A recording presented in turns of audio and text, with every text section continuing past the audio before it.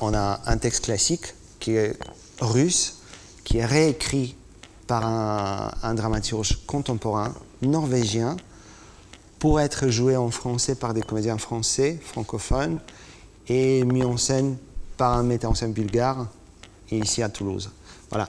Et ce mélange improbable, en fait, se traduit un peu dans cette semaine où on s'est dit on va consacrer 3 semaines pour justement travailler avec les comédiens et rentrer dans le texte, mais aussi essayer des choses sur le plan technique et surtout la vidéo et l'espace, justement parce qu'on a décidé de travailler aussi avec des avatars, des comédiens.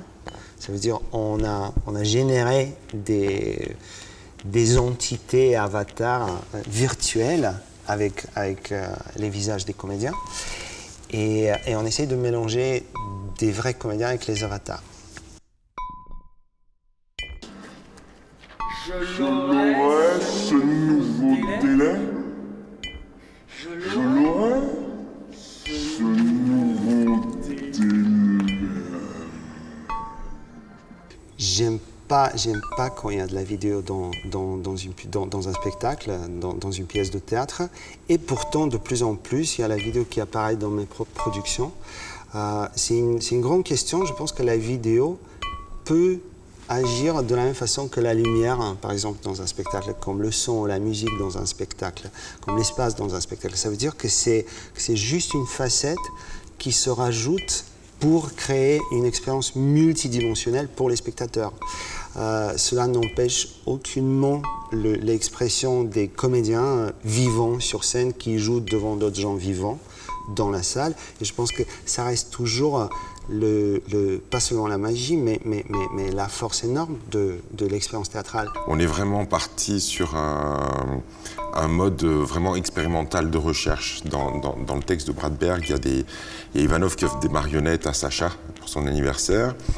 Et nous, on s'est posé la question de voir si ces marionnettes, on ne pouvait pas les faire électroniques, c'est-à-dire travailler avec des avatars plutôt qu'avec des marionnettes physiques. Nous, on trouvait l'idée super excitante, mais comme c'est quelque chose qu'on ne savait pas faire au théâtre, et ben le Théâtre de la Cité nous a vraiment permis de pouvoir avoir un temps de recherche. Alors, pour l'instant, c'est plutôt concluant comme recherche, donc on se dit qu'on va continuer dans cette piste-là. Mais c'était vraiment passionnant d'avancer sur un terrain qui est complètement vierge. Nous, l'idée, c'était vraiment que ces avatars, même si au final, on aura peut-être un rendu un peu jeu vidéo comme ça, que ça soit vraiment du jeu des acteurs qu'on implémente dans les attitudes des avatars, leur comportement. On a des systèmes de reconnaissance faciale qui font qu'un acteur peut parler à la place de son avatar. Quand lui parle, l'avatar parle, et pareil pour les déplacements. C'est intéressant d'avoir ce type d'exploration et surtout de voir comment les comédiens aussi peuvent s'approprier ça, parce que l'idée, c'est quand même de faire du théâtre. En fait, on est parti d'un logiciel qui sert à créer la quasi-totalité des jeux vidéo. On l'a un petit peu détourné pour pouvoir, nous, l'utiliser sur un plateau. C'est une technologie assez nouvelle. En fait, je ne pense pas qu'au théâtre, on ait encore vraiment expérimenté ça. Peut-être sur le plan performatif, il y a eu des choses...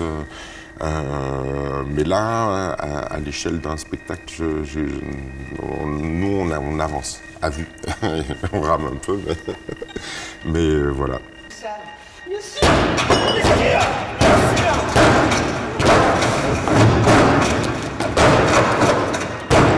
Je suis prêt à sortir de ma zone de confort et tester des choses avec lesquelles je ne suis pas toujours forcément d'accord, mais potentiellement, cette chose, comme la vidéo par exemple, potentiellement, elle contient un cadeau pour la réalité théâtrale aussi, ou une possibilité, ou quelque chose qui peut créer pas seulement une ouverture, mais aussi qui peut créer une réalité augmentée du sens en général qu'on puisse produire sur scène. Cette préoccupation, c'est quelque chose qui nous travaille depuis un moment et je suis extrêmement content de pouvoir l'explorer justement au sein de Théâtre de la Cité et être suivi par par l'équipe qui est aussi curieux, les comédiens, les techniciens, en fait, tout le monde qui est impliqué dans le processus, tout le monde est là attentif et curieux par rapport à cette partie pris.